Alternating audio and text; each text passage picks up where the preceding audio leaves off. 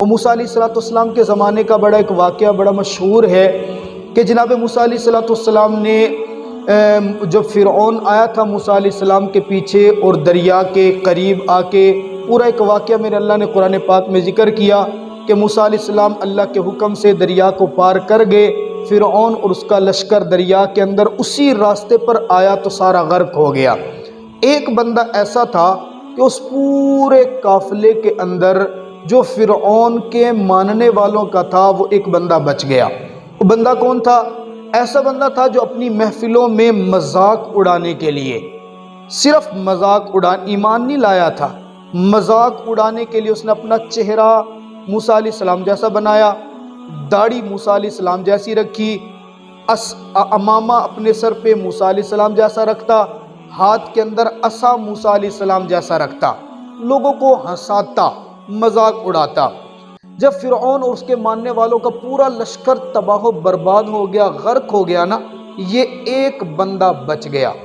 موسیٰ علیہ السلام کو بڑا دکھ ہوا کہ سارے تو چلے گئے، یہ ایک بچا، اور بچا بھی وہ جو میرا مذاق اڑاتے ہیں۔ دعا کی، کلیم اللہ تھے، اللہ سے دعا کی، اللہ ساروں کو تو تو نے اٹھا لیا، یہ ایک بندہ جو مجھے بہت زیادہ تکلیفیں دیتا تھا، مجھے تنگ کرتا تھا، میری نقلیں اتارتا تھا، اس کو تو نے چھوڑ دیا، یہ ماجرا کیا ہے؟ رب ذوالجلال نے موسیٰ علیہ السلام کو جواب دیا۔ اس جواب میں بڑا پیارا ایک سبق ہے میرے لیے اور آپ کے لیے۔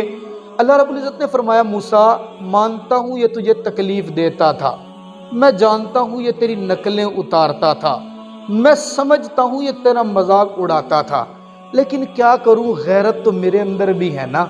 موسیٰ یہ بھلے تیرے اوپر ایمان نہیں لایا، یہ بھلے تیرا مذاق اڑاتا تھا، شکل تو تیرے جیسی بنائی تھی نا، امامہ تو تیرے جیسا رکھا تھا نا، لباس تو تیرے جیسا پہنتا تھا نا، عصا تو تیرے جیسا پکڑا تھا نا۔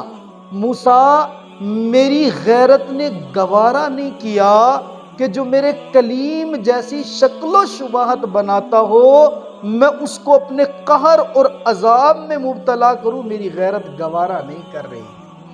اب آپ اندازہ کریں کہ جو موسیٰ کے ماننے والوں میں جو بندہ صرف مشابہت نقل اتار رہے، میرا اللہ اس نقل اتارنے والے کو عذاب نہیں دیتا۔